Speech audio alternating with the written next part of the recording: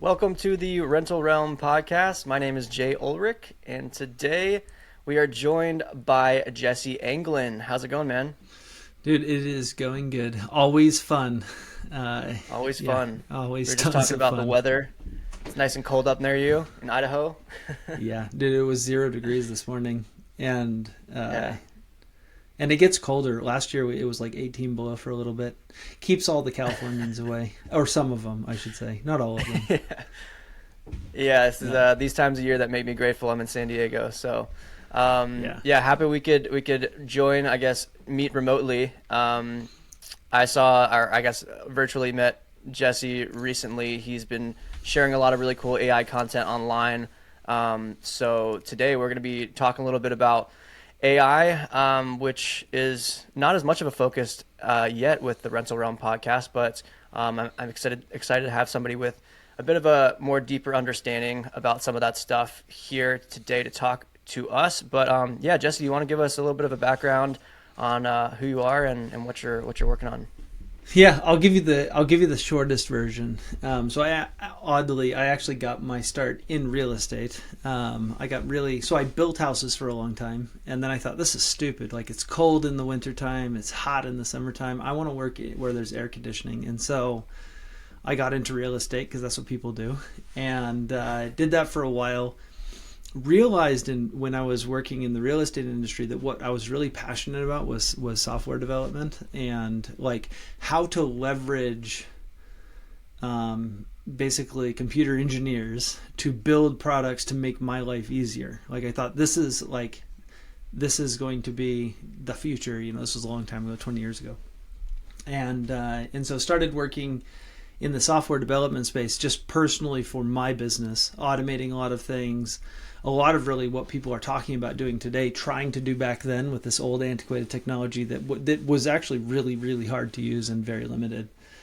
Eventually met a guy who got me into the blockchain space with decentralization, and it was really real estate that pulled me into that space just because I thought there was going to be a lot of really interesting real estate innovations with decentralization because of things like escrows that didn't require an escrow agent and things along those lines, and so sold my real estate company, got into the blockchain space, and then eventually started Rapid Innovation, which Rapid Innovation is just it's a cutting edge tech software development company. So the idea is we try to stay on the very, very cutting edge of the newest developments and then help people build minimum viable products, or really any sort of cutting edge technology, with that cutting edge technology, or any sort of cutting edge application with that cutting edge technology. And so been doing this for a long time. I think I've launched roughly 500 MVPs in my short career for different clients.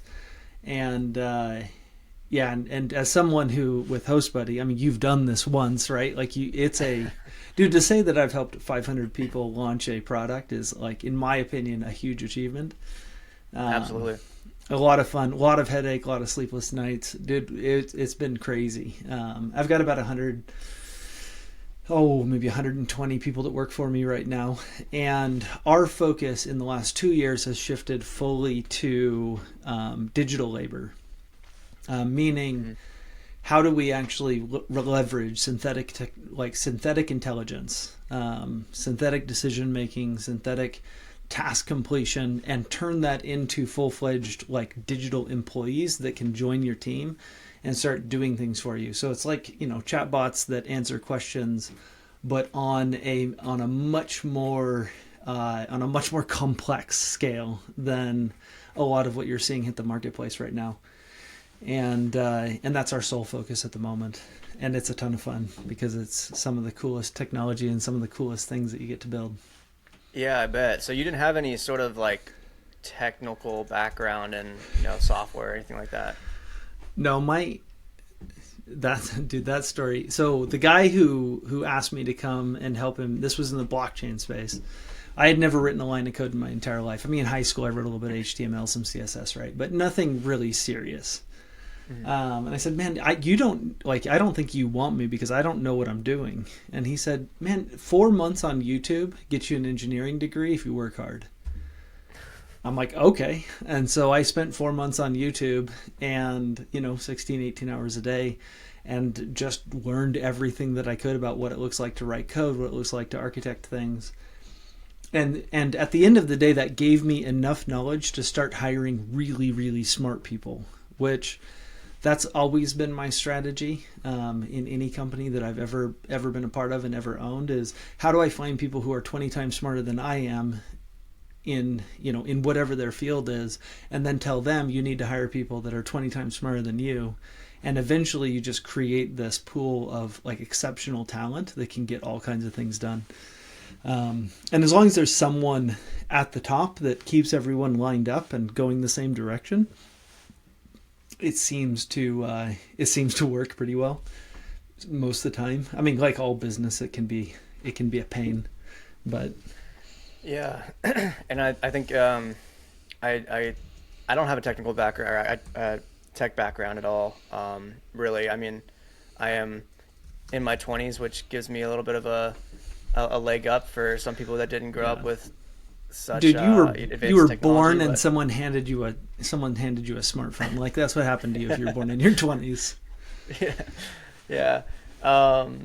I mean, I think I got my first phone in fourth or fifth grade. I had a Motorola Razr.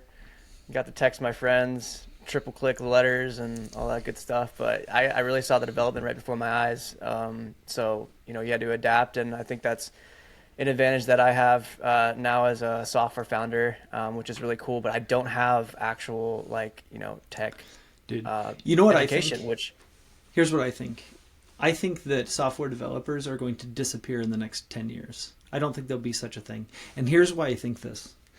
So the other day I wanted an application to help me track my habits better and really I just want to be more purposeful about the habits I don't want to have and the habits I do want to have, right? And some way to do that. And so I read a couple of books, kind of created a methodology for how this was going to work well for me. And then I looked for an application that was going to help me fulfill that methodology, right? And I couldn't find anything. I found some stuff that was 80% of the way there. And I found some stuff, that was 50% of the way there. And some stuff I really liked, but it had a couple of features that just wouldn't work. And some I really hated, but they had features I really needed. And so rather than going and just... basically what I did is I went to Replit, which if you haven't used Replit before, you should try it out. It's $20 a month, so it's going to cost you some money. Went into Replit, and I spent about an hour writing out a prompt in Replit that explained exactly what it was that I wanted in a piece of software. Exactly what it was going to do, what every feature looked like, how every feature worked. I hit enter, and about 16 minutes later, I had a fully functioning, fully working application that was hosted that I could use. The total process took me 2 hours altogether. And I had exactly the piece of software I wanted. That was the exact methodology that worked exactly for me. I mean, in the future, I think that all software will probably be custom generated based on user need. And so instead of going to an app store and saying, I'm going to go download this app that people are using, I think 10 years, 15 years from now, you're going to go to the app LLM and you're going to say, I need an app that does A, B, C, and D. And it's going to just build you the application and you'll start using it. You'll be the only one using it because it's built exactly for you. And when you want to make changes, you'll just tell the app, I don't like this feature or I need this feature, and it will add it or remove it or modify it. Like that is going to be the future of software. Because we're moving that direction so fast, it's just staggering. Because, dude, someone who had my wife, who knows nothing about technology, she hates technology, she could have gone onto Replit and created an app for her to use that worked exactly like she wanted it to and be using it in 2 hours. Like this is not something that requires an engineering degree. You don't have to understand anything. You just have to give them $20 and then you get an application. It's wild. It's wild. Yeah. And so how obviously limitations, but yeah, there's limitations because you need to hire the right people to maintain this and yeah, But how do you envision the, I guess, adoption rate of something like that? Because I think there's a lot of people who are thinking like, there's no way that I'm going to be that person that just goes and types in, I need this app, design it for me. How does that develop? And does it just take time for the people who are less tech forward to become disinterested and people that are growing up in a more technologically advanced age to, grow Yeah, up I and start mean, doing these things? like I would say most people my age, right, in their late 30s, early 40s, they're really resistant to this stuff. Like all of my friends, they think that AI is pretty stupid. I mean, there's a few that are like that see the value in it, but the vast majority of people are pretty resistant because they don't want to be replaced. Like nobody really wants to be replaced. And And so I think it'll just take time, not because the technology won't be there to do everything, but just because people take time to change. And I think this will Mhm. probably be a little bit like, I mean, it's going to be fueled by everything that always fuels change. Like, I'll give you an example. I had a client come on board, and he owned a manufacturing plant back east, and he had automated his entire production floor. So the actual manufacturing of everything was done with like 3 employees on this entire floor. But he had a team of 300 salespeople that did nothing. This was inbound salespeople. They did nothing but reply to emails, input that into the automated production floor, whatever the order was. They were basically order takers. And then the robots took over, manufactured what they needed manufactured, shipped it out. So labor force of 300. One developer that worked for 3 weeks replaced all 300 of those people in a month. It cost him almost nothing, comparatively speaking, like basically $0. And the ROI was insane. And the truth is that is what is going to be driving business forward, is that like, okay, you can pay $100 for this result, but would you be okay paying 3 cents? Well, yeah, I mean, as a business owner, I am okay paying 3 cents for the same result I was paying $100 for. And that is Mhm. what digital labor, synthetic intelligence, like these agentic systems, agentic labor, whatever you want to call it, that's what it's going to do for business, is that it is going to reduce the cost of producing the exact same result with a human so much that it just is, it's going to be impossible to ignore. And the Mhm. smarter these systems get, the more that kind of stuff is going to happen. Now, Yeah. it'll take time to adopt it because people are scared of change. There's a responsibility aspect to it because honestly, if you just replaced all human beings with digital labor today, like the world would be in a really, really rough spot because the entire global economy runs on human labor, right? So Mhm. there's a lot of moving parts that you'd have to pay attention to, but the truth is that it will happen simply because why would you pay $100 for something that I'm paying 2 cents for? Yeah. You just I think wouldn't. that's a Yeah, exactly. And like tying that into Host Buddy, and like, we do a lot of case studies, and people come to us with a team of VAs that they're paying like $4,000 a month total, and we charge between $5 and $10 per listing per month for our Host Buddy communication service. Um, that comes out to less than $100 sometimes per month compared to $4,000, $5,000 that you can be paying. Yeah. So it's literally pennies to the dollar. Yeah, dude, it's inevitable that it has to happen. Well, and not only that, if you think about it like inside your business, if you've got a big company and you've got a ton of short-term rentals, um, you can compete at a completely different level than a guy who's kind of doing everything himself, right? Like it's a whole different ball game in those two categories. Because that one guy could hire a bunch of agents that returned phone calls. There's enough profit there to start doing those kinds of things. And if you're just a single owner business that's trying to be profitable, you can't compete with those people. But if you start using tools like HostBuddy, they're paying $4,000 a month for their agent that's responding to questions and chatting with people on the website or whatever that looks like. And people that go find HostBuddy are spending $100. Like all of a sudden they can afford it because there's an ROI there. It just makes sense. Like that same thing is going to happen across every industry globally. I mean, the impact is going to be crazy over the course of the next 10 years. And I think less. Yeah. I say 10 years because I don't want to, like, people think I'm crazy when I think it's going to take 3 or 5. But it's going to be nuts what happens. Yeah.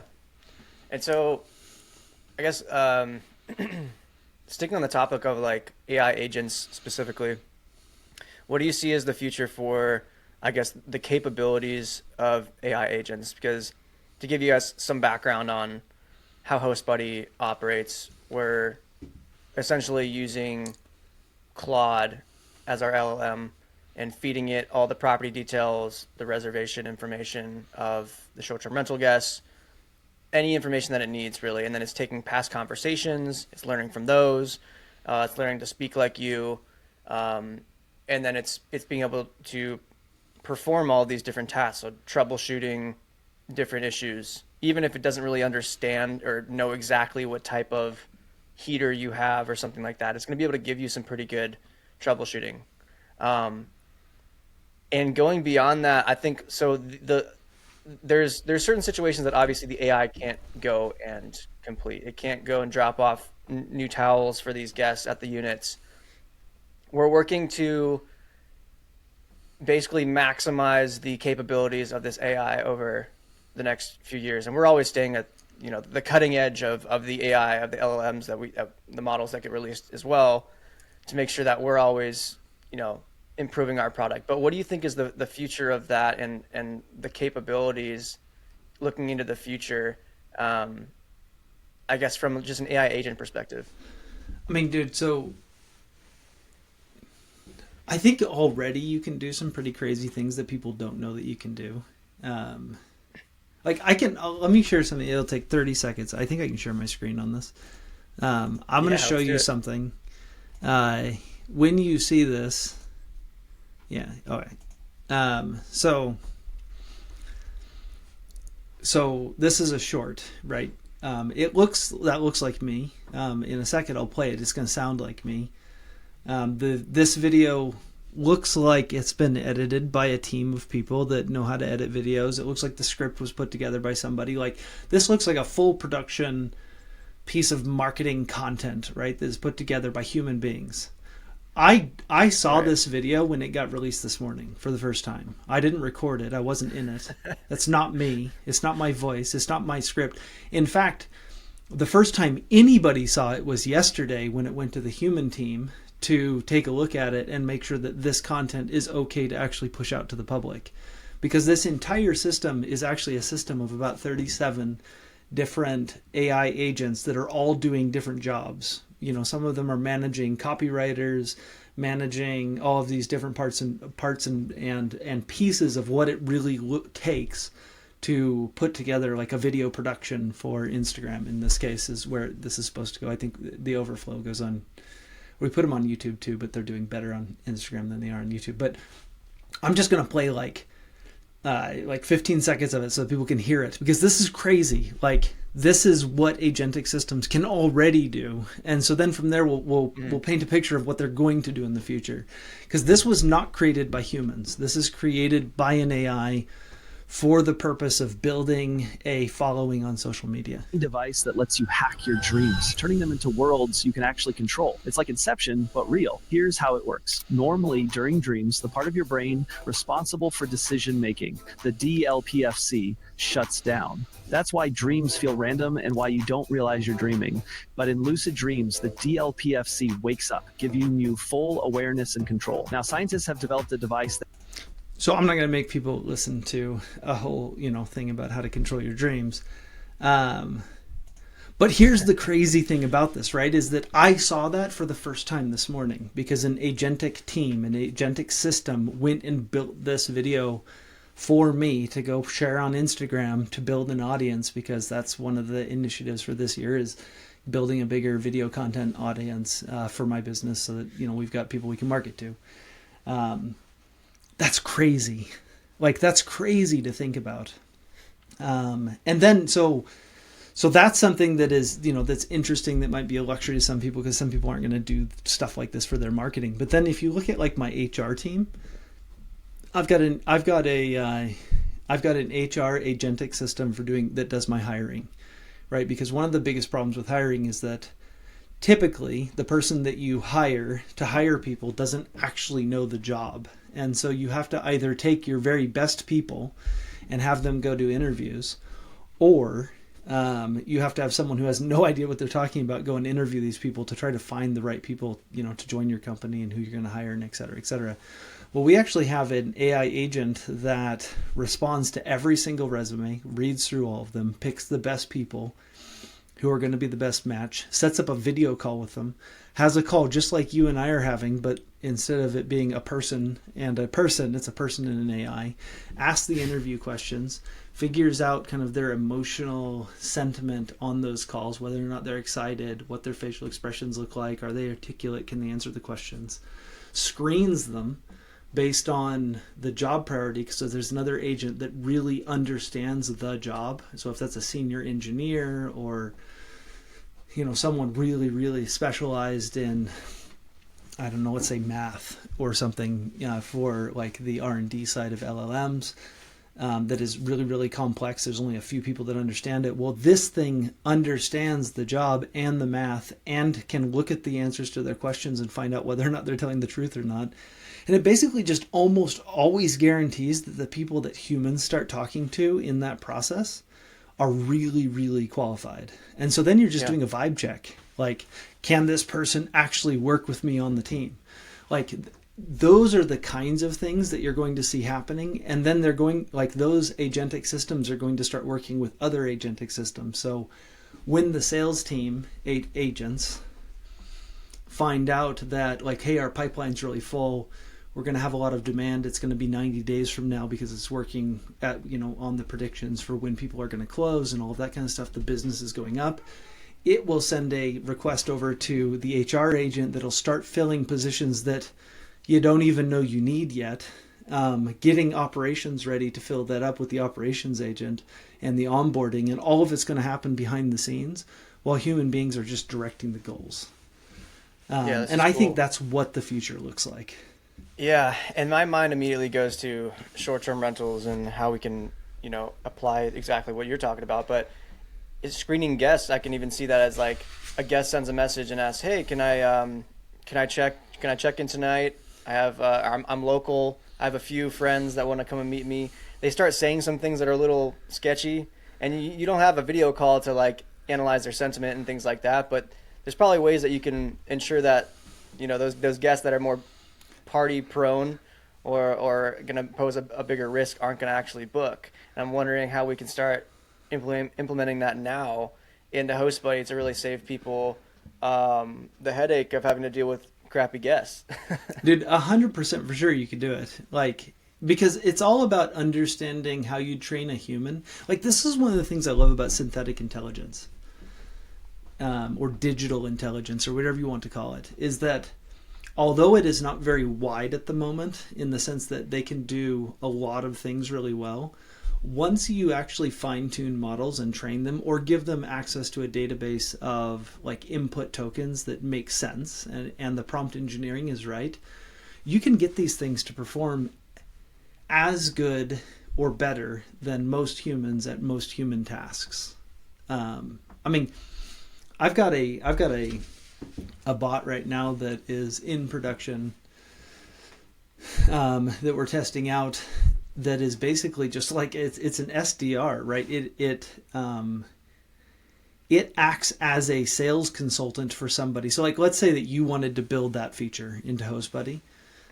You would call it up, have a conversation with it, and it would bring you through the entire discovery process, help you put together the request for proposal, figure out all of the technical needs that you have, even though you know nothing. It's just going to coach you, ask you the right questions, dig and prod until it gets all that information. It's a conversation just like you and I are having, so it's like a real-time chat thing, so you talk to it.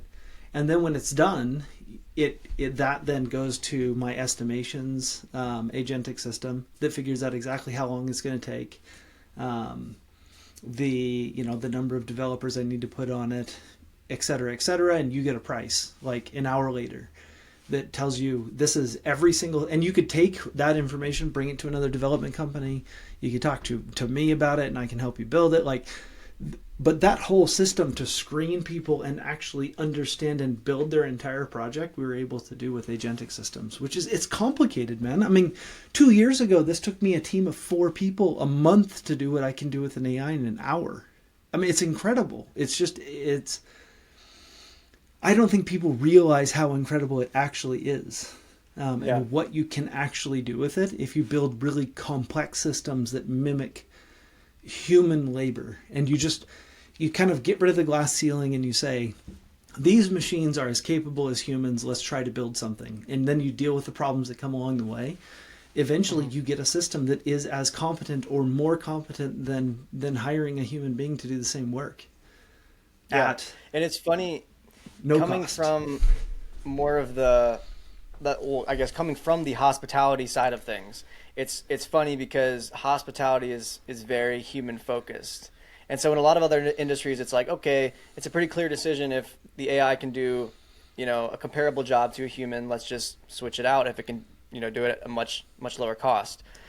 With hospitality, there's still this factor of like, the human isn't the person actually sending the message, but you got to think like, does it matter if it's doing a better job and it's responding quicker and it's actually providing a better experience? So there's this like ingrained resistance to using AI in the hospitality industry that we're still fighting against. And a lot of hosts are, they're open to it and they're open to the adoption of AI in a lot of ways, but the AI communications is still a big hurdle to get through. So I think it's kind of an interesting market to tackle and implement AI. It might take a little bit longer. But it's funny when you talk about like manufacturing and distribution and things like that, it's like, well, clearly if it's going to do a better job as an AI, let's just plug it in. Like, it's not direct to, it's not a customer service type business necessarily when it's all happening in the back end. Here's what I think about specifically customer service. I put a lot of thought into this because I think you bring up a really, really good point. So 1920, let's say, or maybe 1800, 1801, just to pick a random date. We had a job in America called an accountant. They would also hire people called calculators that would calculate figures. And the accountant would then put all those numbers together and report back to the business owner on what the math actually looked like for their business. Like, here's how much we're spending here, this is what we're doing, right? Like, an accountant job existed. Well, some dude shows up and says, I'm going to build a computer. That computer is going to be able to do math 1 billion times better than all of the accountants in the world combined. So the immediate thought is, well, gosh, there won't be accountants in the future, right? Well, that never happened. It's super strange. Like, why do we still have accountants? And then you come up with software like QuickBooks and all of these other accounting softwares and SAP's softwares that like even do more, right? To the point where the entire job of an accountant in 1801 is done on steroids. I mean, it's 1,000 times more comprehensive today than it was then, maybe 1 million times more comprehensive. But guess what? I still have an accountant. Like, why? It doesn't even make any sense that I have an accountant, right? Because we have all of this amazing technology that should be replacing accountants. Well, what you find when you start looking at those patterns and what accountants do today versus what they used to do, we never got, like, you can't really get rid of the human component of a lot of jobs because it requires like human creativity and human thinking. And I think we're a ways away from that. Like, I think that even when we hit AGI or artificial general intelligence, where a machine is better than almost everyone at almost every job, we will still need people because it's only going to be good at doing the work. And we don't realize how much of work isn't about work. And it's about this element of creativity and the kind of problem solving that a machine just isn't going to be able to do. Not in the same way that a human being can. Now, do I think that AI might get there in the future? I'm one of the people that do think that AI will actually probably get there in the future. But I think that we're a ways away from that. And so specifically in hospitality, like, you're always going to have people that have to do that job. probably, because human beings want to talk to human beings. And it probably won't even matter if the machines are better than the humans. What it's going to do, though, is it's going to free up time and money to have better people doing less things far better than they used to. And that's where I see something like HostBuddy. Like, HostBuddy allows people in the hospitality industry to do a better job than they could, because they're not wasting their time trying to tell someone how to turn on a heater, or trying to tell someone how to use the front door lock to get in. Yeah. Or, whatever all of the other myriad of problems are that you face in the hospitality industry, where you're dealing with just dumb people asking dumb questions to someone smart who should be dealing with smart things, right? And instead, what you can have is dumb people asking dumb questions to a dumb machine that answers those dumb questions. That person's happy, and it allows the actual host or the person trying to be hospitable to be more hospitable to that person. Like, that is the way that the world's going to go. That's why I think stuff like what you guys are building is absolutely paramount to every industry. Because what we're going to discover is you don't get rid of hospitality because we add these agents. It'll be just like accounting. Like, that's still going to be a job in the future. It just will. I still have an accountant. Like, I shouldn't. It doesn't make any sense when you think about it. But I need one, and I want one because I want to talk to a person about my numbers. You're still going to have someone who actually is the host and is being hospitable, but the machine is going to do a lot of the heavy lifting, and everyone's life just gets better, which that's the future I'm excited about. Yeah, absolutely. That was really well put. And especially, like, it's amazing. Like, we have 2 virtual assistants, people on our team that are doing work for us, and typically they'd be answering all those repetitive messages during the day, and it's crazy. I'll ask them, because we're starting to manage. We have 10 more units going into our portfolio over the next month and a half. So we have typically we would need to have our VAs involved a little bit to optimize the listings, set them up, connect all of our systems, do all these things so that it can start running. And usually me or my other co-founder Sam will need to hop in there and really make sure everything's going all right, because the VAs are focused on answering all these questions to the guests and making sure that they're happy 24/7. We have 40, 50 properties now. It's like there's messages coming in all the time. And now we handed them these tasks. They got them done in a day, literally getting multiple listings set up on our property management system, getting them all connected. All the photos are organized really well. It's amazing. Everything happens way faster. And I'm just scrambling, trying to find what other things that they can do that are revenue generating activities for us, because they have so much more time on their hands. Yep. It's crazy. Didn't you start implementing more and more agentic systems, and that becomes the problem? Is what do I do with all these good people that I'm not going to let go because they're the ones who got me here? But there's not enough work for everybody. And the truth is, you just work less and you do the things that are more important. And that's not a bad world to live in. I don't see a ton of people raising their hand saying, hey, I want to work more hours. If you go to your employees and say, hey, listen, we can implement all these agentic systems, and instead of an 8-hour workday, I'm really sorry, you're going to have to go to a 4-hour workday because there just isn't enough stuff for you to do. But there's plenty of extra money, so I'll continue to pay you for a full day. You're not going to have people quitting on you. And that is the world we're moving towards. It just is. Or you get the other side of it. I've got some clients, and these are the interesting ones, because I can't wait for the first one to really hit. But they're starting businesses as a solopreneur, and when they need an employee, they come to us and we build that employee for them. And so instead of hiring any employees at all, they're planning on building their entire company and only ever being the only human being involved.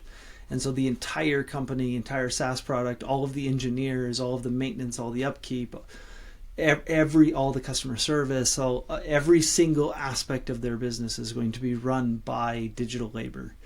And I think that in the future, we will see more companies like this that show up with just a lot less people that are providing a lot of value at very, very low cost to a ton of people, because their overhead is almost nothing in comparison to human labor. And I think we'll get our first single person unicorn, $1 billion company under 5 years, and they will have never hired an employee. They will have only Yeah. implemented digital labor. It'll happen at some point in the next 5 years.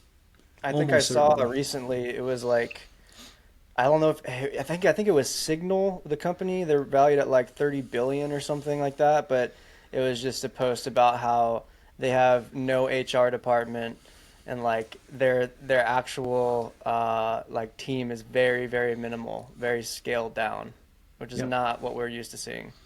No. And the world's going to move more and more that direction. Dude, I was having a conversation with a developer the other day that has started using a lot of these AI tools to write code. And this is probably not for your audience. You can cut it out if you want to, but maybe it's applicable. He's able to do the work of 10 engineers in an 8-hour day. Like, he can get done. Think about that. Like, that is. So that's 100 hours of development time per day, for one guy. I mean, that's almost a month's worth of development for one person. You know, there's 160 engineering hours in a month. Like, if he works 2 days, he gets more done than one guy does working for an entire month in 2 days. That's insane. I mean, it's incredible. I don't even think our minds can wrap themselves. And that's like, he's doing that now. Like, today he does that as a part of his workflow. It's crazy to me, the amount of productivity that's going to get added to the world because of these agentic systems and digital labor. Yeah, it's amazing. And like, you know, even you said like as of a couple of years ago, things were much, much different. And I think that's part of the reason why people just don't realize where we're at now. And I appreciate you emphasizing like today these things are happening because it's the reality. It's where we're at. It's not where we're trying to be. Like, people, you blinked and now we're here where all these AI systems can do these amazing things. So yeah, I think that's huge. I did want to ask you, how do you think? Because so we're recording this on January 28th. I know a lot just came out the past couple days about DeepSeek. DeepSeek, yeah. Yeah, I'm curious. I'm curious how you think that's going to change anything. I mean, so I have all my own opinions about everything. Like, number one, DeepSeek was not completely honest in some of what they said. Like, it's one of those things where what they said was true, but it was misleading. You know, it's kind of like, I don't know. I could tell you that, you know, I could convince you that I had tons and tons of money when the truth is I'm really broke because I have a lot of nice cars and nice house and all this stuff, but I'm really in debt, right? And if I only show you the nice cars and the nice house and tell you I have a nice job, then you're going to think, oh, Jesse's got a lot of money. Like, I'm telling you the truth, but it's misleading. It's convincing you to believe something that isn't necessarily true. Like, I think that DeepSeek did that. So they did probably train the model that they put out for $6 million. And actually, just for people who are watching who don't know. So OpenAI goes and trains this reasoning model. And they spend billions of dollars doing it. And when I say billion, it's billions with a B. Billions of dollars. And billions with an S. Lots, many billions of dollars. Training this model, right? And then this company in China, as a side project on the weekends with spare parts, goes and builds a model that is as good as their best model for $6 million. And the entire world is now oh my gosh, what in the world just happened? Like, this is crazy. The reason it's a little bit misleading, though, to say that, number one, it's a side project, and number two, like, these guys have been releasing models and doing like AI research for years. So it's not like they just all of a sudden had this harebrained idea one day over the weekend. They're like, let's build a model that's better than the world's best model. So that's number one. Number two, they heavily used the OpenAI models to build the synthetic data to even accomplish what it is they need to accomplish in their model. And without it, they couldn't have. And so they kind of built on the backs of giants. And if those billions of dollars hadn't been spent, there's no way on earth they could have done what they did. And then number two, they're probably lying about how many GPUs they actually have. Because if they go say, I have a lot of GPUs, And not entirely, because I think that like just going through the research itself in the research paper that they put out, they did figure out. I mean, these are smart guys that did some really crazy, innovative stuff. And so it's not like discount everything, because that's not true. Like what they did is like level 10 impressive. It just couldn't have been done if the other billions of dollars hadn't been spent. And they're not really telling you how much money they actually had to spend to do it. They're just telling you the bit that makes it sound really impressive. Because honestly, we spent a lot of money and a lot of time to do this thing is less impressive than we spent almost no money and no time and did this thing as a side project. And why not make it sound super impressive? Yeah. But here's what I think. DeepSeek is amazing as a model. Like, and you can just go, like, you don't have to go on the App Store and use the Chinese app. Like, they released it open source. You can go to GitHub, you can download the weights, run the model yourself on your own local machine, and use it for free, basically. I mean, it costs you almost nothing. And it is, I mean, it is just, it's really, really impressive what it can do. And the inference, like it's 45 times cheaper to get a token out of DeepSeek than it is to get a token out of OpenAI. 45 times cheaper. Like that by itself is so impressive. It's just crazy. And I love the fact they gave it to the world to go figure it out, how to do this better. And so we're going to see an innovation explosion because of what happened. It is a bummer that it wiped $1 trillion out of the stock market and all the other things that happened as well. But I'm really, really excited because of the foundation it lays for the next level of innovation with LLMs. Like, we're going to see all of OpenAI's products get way better. All of Anthropic's products get way better. Agentic systems are going to get a lot smarter than they currently are today. Mm-hmm. The research they did was super, super impressive. So I'm really excited for it. It's probably a controversial opinion sitting in America to be excited for. I don't know. I can't tell. I read Twitter and I have no idea what I should be thinking to be politically correct or have everyone like me, but I'm very excited for it. It's crazy impressive research. Yeah, things are going to be more. Yeah, they're going to be better. They're going to be cheaper. It's going to just going to make everything. I mean, as a software founder with using LLMs like this.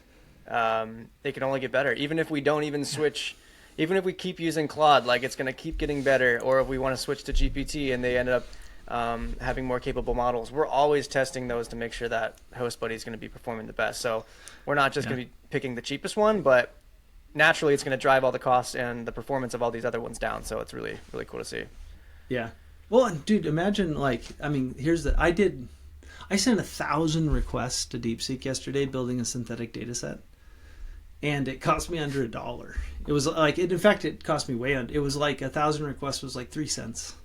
If I'd done the same thing on Anthropic, it would have been like, I don't know, $8 or $10 or $14 or something like that. I mean, a lot more. It is just crazy how inexpensive it is on their architecture to run it, just because this is way too much information, but that shift from 32-bit to 8-bit data without losing like the fidelity in the data, just absolutely, it's really revolutionary. I mean, it's amazing research. Really, really smart guys. I'd love to meet the team that did it because those guys are, I mean, they are smart. And if they really did do it as a side project on the weekends, I mean, all the more I want to meet them because it's really impressive research. On the weekends. I love that. That's awesome. Yeah.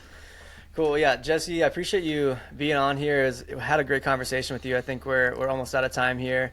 I do want to encourage people to check out your page too. I was scrolling through and I saw something crazy that I think is actually really interesting for our audience that I wanted to mention too. You had you were showing the 3D printed houses that are being created, and there's some, I think it was Icon or some company that's doing it, but it shows that it can bring down building costs down to like $25 a square foot or something crazy like that, which is like, that's really cool for the future of real estate in general. But I saw that and I was like, oh my God, you can make a custom house, literally print this thing out within days. It's absurd. Well, dude, can you imagine, get in Blender, design your house, give it to your little 3D printer, your house is 3D printed on your property. That's totally amazing. Yeah, you see this machine just building it out right next to you, and overnight it's just printing off the top of the house. Yeah, it's crazy. All these things that I'm seeing that are just like blowing my mind. You're showing a lot of it on your social media and all that. So I appreciate you sharing and educating people on Yeah. AI in general. Well, now people will know. I'm actually not. I watched that video for the first time when it came out too, and I was Yeah, also it's very like, interested. do you remember this? Yeah, dude, it does happen where people will say like, "Man, you put out this video the other day. It was really good." I'm like, I didn't watch that one. I guess I don't remember it, or it didn't stand out to me. That wasn't but me. since I didn't record it, I don't know. Yeah, dude, what a cool crazy stuff, world we regardless. live in. A great conversation. Really enjoyed it as well. Awesome. Well, where can people find you if they're looking to connect? So you can find us on all of the social platforms by looking up Rapid Innovation, or you can go to rapidinnovation.io and find us there. And if anybody is Sounds interested in building agentic systems after you've signed up for HostBuddy, because it sounds like a sweet tool, and you have other things that you're looking to do or automate or things that you're looking to build, I'd love to have conversations with you. Awesome. Thanks a lot, Jesse. Appreciate it. We will talk soon. Awesome. Thanks, Jay. Bye.